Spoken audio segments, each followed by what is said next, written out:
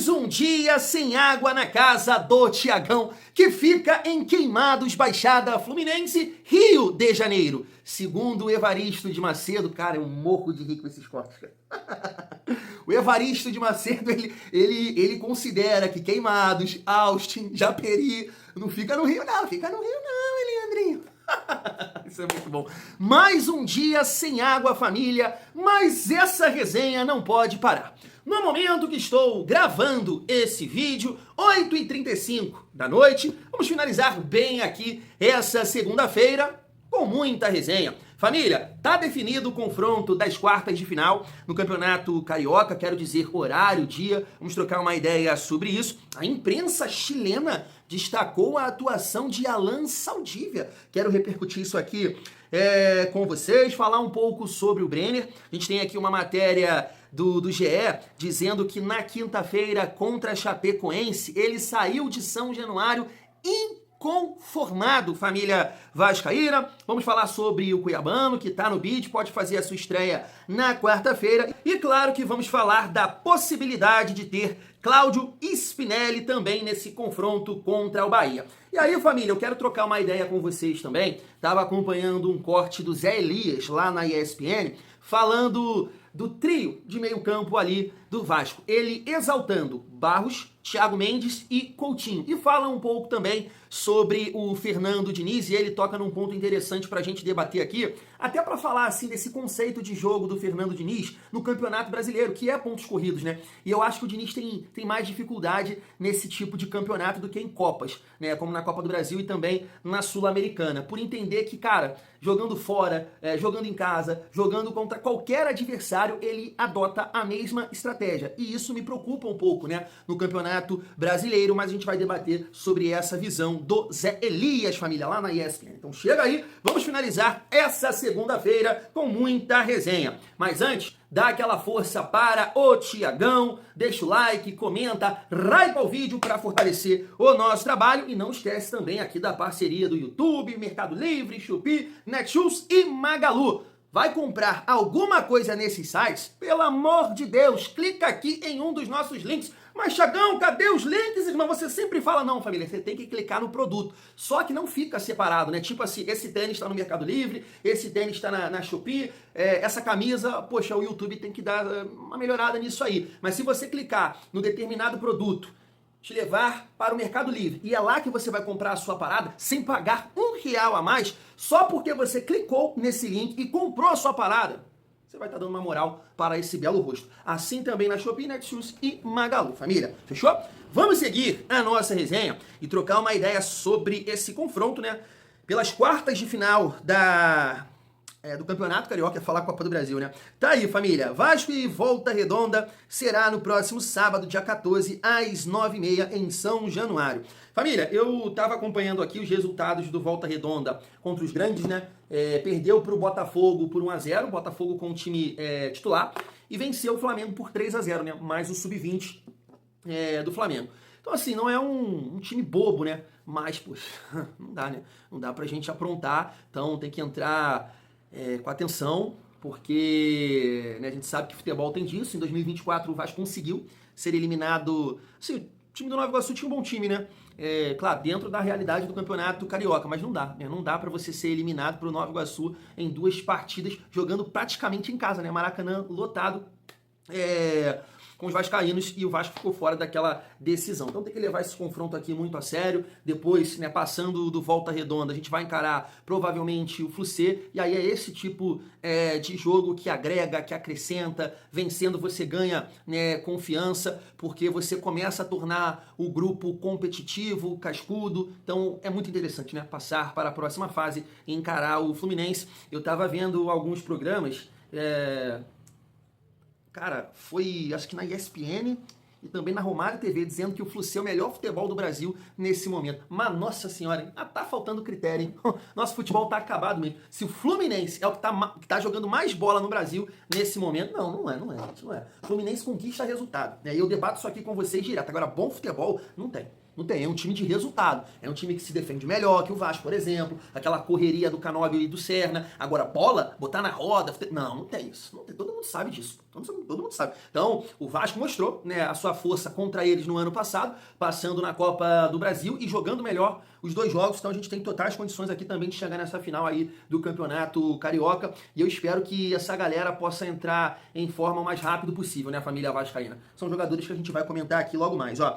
Deixa eu destacar com vocês, claro que eu pedi aqui para traduzir, mas a TNT lá do Chile estava destacando a atuação do Saldívia. Olha só, Alan Saldívia recupera a boa forma após deixar o Colo-Colo e brilha no Vasco da Gama. Então, assim, a minha visão sobre a atuação dele ontem, a imprensa chilena também analisou da mesma forma. Família, é o que eu pontuei aqui, tá? E eu vou falar sobre isso também no final do vídeo, destacando essa visão do Zé Elias, para a gente debater um pouco mais sobre isso aqui. A minha avaliação da partida do Saldívia fica muito mais na melhora física, porque, poxa, técnica, bola aérea, mano a mano, não dá para avaliar, o Vasco não foi exigido. O campo tava difícil, time sub-20 do Botafogo, então não dá pra fazer essa análise, pra gente chegar e bater na mesa. Teve um amigo aqui que comentou, né? Opa, já é o Saldívia no lugar do Cuesta. Não, calma, gente, calma. Mas eu gostei da parte física, da agilidade, da velocidade nesse jogo. Muito mais intenso, muito mais rápido, muito mais atento. Então eu espero que isso possa acontecer com outros atletas que o Vasco contratou aí pra reforçar o nosso time, né, família? A gente viu muita gente falando bem do Saldívia, né? O próprio Felipe Melo, que quando jogou contra eles na Libertadores, falou que esse atleta chamou a atenção. O Diniz cansou de elogiar também. Eu fui sincero com vocês, assim, as 2 partidas que eu assisti dele, eu fiquei com o pé atrás. Mas, né, já melhorou a parte física e a gente sabe que a parte física de um jogador é fundamental para que ele possa mostrar o seu talento, né, família vascaína. Seguindo a nossa resenha, para a gente falar agora sobre o Brenner e destacar aqui essa matéria do GE, ó. Brenner saiu de São Januário na última quinta, inconformado com a própria atuação. Acredito muito nisso, né, família? Acredito, porque ele foi o responsável. Que é isso, Thiagão? Vai jogar essa responsabilidade no cara? Não, família. Eu não quero jogar. Ele que jogou, pô. Tu acha que o Thiagão tem esse poder? Tem essa força, né? Já dizia o tio do Homem-Aranha. Com grandes poderes vem grandes responsabilidades. Eu não tenho esse poder. Agora o Brenner tem. Porque ele fez o favor de perder uns 4, 5 gols inacreditáveis, pô. Entendeu? Ele tem esse poder. Mas foi isso. Eu acho que o torcedor do Vasco, claro, não dá pra gente acabar com a passagem dele por um jogo. Ele, claro, não foi bem contra o Madureira, né? Jogou contra a Chapecoense. Agora, não foi isso? 3 partidas que ele tem. E não foi bem, né? Em 2, né? Madureira e Chapecoense. Essa também, né? Não participou tanto assim, porque né, o gramado também estava dificultando, mas guardou, cravou. E é isso que a gente espera desse jogador, família. E assim, o Saldívia é um exemplo, né, para o Brenner e para os outros reforços. A gente espera a melhora física do Brenner e aí a gente entende que ele vai contribuir muito mais, não somente com os gols, né, família? Porque claramente é um jogador que está se limitando a ficar próximo da área, dentro da área, porque não está condicionado. Eu acredito que ele vai participar um pouco mais do jogo quando ele estiver bem fisicamente. Dessa forma, hoje, né, poxa, a última partida dele foi em novembro, então não sei como é que estava lá na Itália, a questão do treinamento, pré-temporada. Então, assim, chegou no Vasco e claramente não tá bem. Então acredito que ele vai agregar muito mais do que somente com gols, tá? Tabela, assistência, participando, pressionando, ajudando na marcação. Eu acredito sim no Brenner. Eu acho que boa parte da torcida do Vasco também acredita, por isso que sim, aconteceram as críticas, e poxa, não tem como não criticar, a galera se posicionando no sentido que, meu Deus, o Spinelli já é o titular, não dá, perde muito gol. Sim, aconteceu. Mas faz parte, né, família? Agora é torcer para que o Brenner possa continuar nessa pegada, guardar pelo Campeonato Brasileiro, uns 2, né, para tirar essa urucubaca dele aí nessa competição, família vascaína. Vamos lá, seguindo aqui a nossa resenha, deixa eu destacar aqui com vocês que o cuiabano está apto a estrear pelo Vasco, tá no bid, então um jogador também que a gente entende que vai somar demais no Vasco. Nesse primeiro momento, eu acredito... Poxa, família, que vem para ser titular. Eu sei que o Diniz vai segurar, é o perfil dele, ele vai forçar o Piton sei lá, uns 5, 6 jogos e com o tempo, né, o cuiabano vai assumir essa titularidade aí, acredito eu. Agora, é um jogador que também pode jogar na segunda linha, né? Então tem tudo para nos ajudar, tem tudo para somar e vem com aquela saúde que a gente tanto pede, né, família? Em relação ao Spinelli, tá aí, ó. Vasco aguarda a documentação da Federação Equatoriana para registrar Spinelli. Tá tudo certo? Exames, assinou o contrato. previsão que entre no bid amanhã, depois dessa documentação chegar, né, a família vascaína. Então, espero também que o Spinelli esteja ali à disposição contra o Bahia e aquele cenário maneiro também, de preferência o Vasco ali, né, com um placar confortável, vencendo a partida, de repente ele entra e guarda o dele já para começar bem aí, repetindo a história do Pirata que fez gol, né, na sua estreia. A galera tava pedindo para repercutir aqui, né, porque eu fui um cara que debateu muito, né, sobre isso, sobre o Verratti, mas assim, família, eu não vou fazer isso, né? É um cara que eu tenho respeito, um cara que eu tenho uma gratidão, e não vale a pena utilizar da situação que ele tá passando lá pra, poxa aí, tá vendo? Pra validar o que eu estava falando. Não, eu penso assim e vou continuar achando assim, tá? E não é questão de ter certeza, é minha opinião, mas eu tô vendo muita gente repercutir que alguns torcedores do Cerro já estão questionando ele lá, pedindo ele no banco, que ele não consegue dar seguimento às jogadas, que ele erra muito passe, lento nas movimentações. Então, assim, era a minha visão sobre o Verratti para essa temporada. Foi muito importante na outra, mas já estava, assim, claro, na minha visão, que ele não ia contribuir, que ele ia ter dificuldades nessa temporada, porque a tendência, infelizmente, é essa, família. É um jogador pesado, com pouco recurso técnico, os adversários, né, com nível de atenção para essa bola aérea. Então, assim, na minha visão, o Verratti ia ter muita dificuldade esse ano. E agora você muda, né, o perfil de contratações de jogadores com uma capacidade técnica, entendo, para participar do jogo e para finalizar. Agora, claro que o Vasco perde na bola aérea. Isso eu não tenho a menor dúvida, tá? Nem o Brenner e nem o Spinelli são esses jogadores. Esse jogador que o Verratti era. E resolveu muitos jogos para o Vasco com essa bola aérea aí, e principalmente, né, com cruzamentos do Piton. Por esse motivo, tendo o centroavante que a gente tem, as opções que a gente tem hoje, Brenner ou Spinelli, eu até prefiro, por esse motivo, o Cuiabano como titular. Porque o arco do Piton é a melhor jogada dele, a batida na bola, o cruzamento. E você não tem jogadores, né, com essa característica e um jogador alto, né, como o Verratti. Então eu prefiro o Cuiabano nessa lateral para ajudar a gente na imposição física, marca melhor, a condição de dividir. Eu penso assim, família vascaína, mas deixa o Verratti lá no Paraguai e vamos torcer, né, para que ele possa viver uma boa fase, até porque fez um bom contrato, né, um contrato para ajudar aí nessa reta final da vida dele, como profissional, a família. Então fico aqui na torcida para que ele possa melhorar no momento que ele está vivendo lá e, claro, o Brenner e o Spinelli possam fazer muitos gols, família vascaína. E para finalizar a nossa resenha, deixa eu colocar na tela para vocês essa visão do Zé Elias falando um pouco do trio de meio campo do Vasco, Barros, Tietê e Felipe Coutinho. Se liga só. Antes de começar o programa, você falou assim, o Fernando aliviou a pressão. Tem paz pro Diniz, né? O Fernando, todo jogo, o Fernando Diniz está pressionado. Não tem jeito. Todo jogo, o Fernando Diniz está pressionado, a forma como ele trabalha, a maneira, porque assim, ele tem um estilo de jogo que ou quem ama e quem odeia. Né? Então, se você ama, se você gosta, realmente te encanta os olhos às vezes, tal, mas quem odeia acaba realmente, de fato, quando não consegue vencer, consegue analisar tudo aquilo que o esquema e a forma de pensar dele de jogo de futebol aparece. Meu trabalho é fácil porque o futebol aparece os seus pontos fracos, que aí são vulneráveis mesmo. Mas acho que essa vitória é importante, primeiro, para o Brenner, né? Porque no primeiro jogo perdeu 2 ou 3 oportunidades, se não me engano. Hoje faz o gol, começa a aliviar um pouquinho a pressão para o treinador e também para ele ganhar um pouco mais de confiança para poder jogar. E o que chama, para mim, o que chama muita atenção, o Vovozinho já tocou no ponto, né? Mas o Coutinho, né? O que o Coutinho vem crescendo de produção, vem chamando um pouco mais a responsabilidade, fazendo aquilo que a gente esperava que ele, de forma natural, né, iria assumir a questão da liderança dessa equipe. E aí tem a sustentação também de 2 jogadores que eu acho que são jogadores muito importantes para a equipe do Vasco, que é o Barros, junto com o Thiago Mendes, né? Porque eles fecham ali na frente da defesa, eles também, quando tem a bola nos pés, eles procuram jogar, e isso é fundamental para o sistema de jogo do Fernando.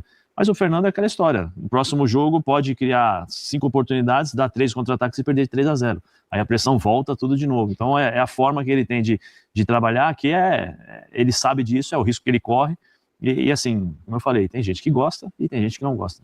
O nosso gênio /22 está sempre pressionado. Concorda com essa visão do Zé Elias? Família, eu penso assim, eu estava até vendo a situação assim de outros treinadores. Eu não sei, cara, o Dorival não está pressionado, acho que o Crespo também não, Pesolano chegou agora, o do Grêmio também não está pressionado, então eu acho que é o Vojvoda, Tite e Fernando Diniz, né, nesse momento. E aí eu tava acompanhando a situação que aconteceu com o Tite, né, brigou com o filho tá, que isso, mal educado, cara, brigou com o pai lá, Acho que o William, né, tava saindo assim, foi substituído, não quis dar a mão pro Tite, então é uma confusão, o Tite tá vivendo lá. O Vojvoda sendo muito questionado, eu fiquei assim pensando em relação ao Fernando Diniz, né, família? Claro que tá muito claro que a situação que o Diniz vive em 2026 não é pelos resultados desse ano, é pela sequência do ano passado, principalmente no Campeonato Brasileiro, os gols, as derrotas, o desempenho defensivo, então tudo isso pressiona o Fernando Diniz nesse ano. Tenho certeza que você concorda comigo com essa análise que eu estou fazendo aqui em relação ao trabalho do nosso treinador. Mas isso me chamou a atenção porque a gente condicionou muito os resultados do Campeonato Brasileiro do ano passado, aquela reta final, a uma questão do Diniz, né, ali com o grupo, perdeu o grupo. E aí eu comecei a observar essa situação do Tite, eu falei, cara, mas é complicado, né, família? A gente acha que, assim, um outro treinador vai dar jeito, vai fazer isso, vai fazer aquilo, e realmente é difícil, né? Não é fácil. Futebol não é fácil. Por isso que eu defendo, assim, a permanência do Diniz e a melhora dos reforços, né, a questão física, e acreditando que o Vasco possa dar a volta por cima, sabe?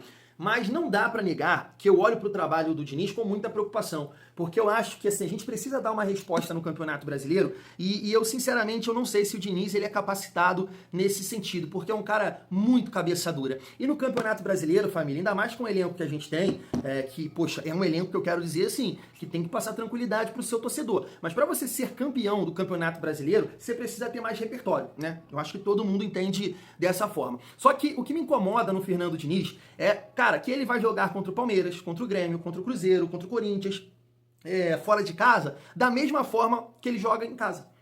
Mano, isso é muito preocupante. Porque a gente pode pontuar as vitórias que o Vasco teve contra o São Paulo. Poxa, o Vasco jogou muita bola. Contra o Santos. Mas, poxa, se você parar pra analisar assim, né? O Vasco teve 19 derrotas. Então o Vasco teve mais derrotas do que vitórias. Então eu gostaria de ver esse Vasco entendendo cada adversário. Você sabe? Você entende? Porque assim, na Copa do Brasil ele fez isso, por exemplo. Ele não jogou pra cima do Botafogo, né? Segurou um pouco o time, organizou defensivamente e a gente conseguiu levar a classificação nos pênaltis. E entre outros jogos, assim, na Copa do Brasil, que foi um time muito mais equilibrado.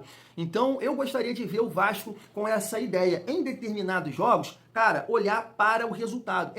É dessa forma, fora de casa, vamos se defender melhor, buscar os contra-ataques. Claro que a gente tem o nosso DNA ofensivo, então vamos pressionar lá em cima também, vamos fazer essas variações, mas, cara, é só um padrão de jogo. E aí o Vasco fica exposto, sai perdendo, toma um gol e aí já era. Aí já era. Se o Vasco não começar atropelando o adversário, já era. E quando o Zé Elias destacou essa situação dos 3 volantes do Vasco, cara, a minha resenha bate aí. 2 excelentes partidas, tá? Dos 3 jogadores de meio campo do Vasco, contra a Chapecoense e contra o Botafogo. Mas, família, é esse cenário que a gente vai encontrar pela frente? Não é, pô. Não é. Não é esse cenário do Vasco com, poxa, uma infinita posse de bola. Só o Vasco jogou nesses 2 jogos. Então, claramente, esse trio de meio campo fica na sua zona de conforto. Principalmente Thiago Mendes e Coutinho. Porque tem a bola. E aí eles sabem jogar. Tem muito recurso. A dificuldade da gente é quando a gente tem que correr atrás.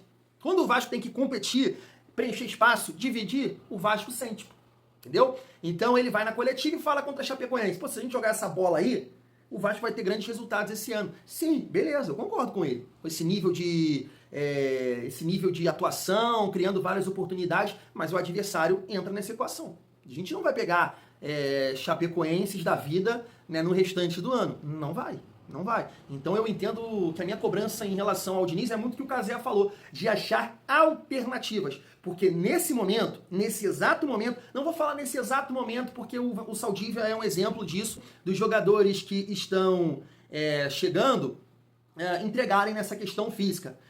Então acho que o Vasco vai evoluir muito em relação a peças. E aí o nosso treinador, ele tem totais condições para fazer essas variações. O Vasco hoje tem 2 pontas de velocidade.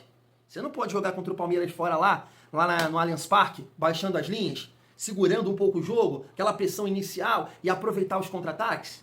Pode. Contra o Grêmio lá, que a gente tem sempre muita dificuldade?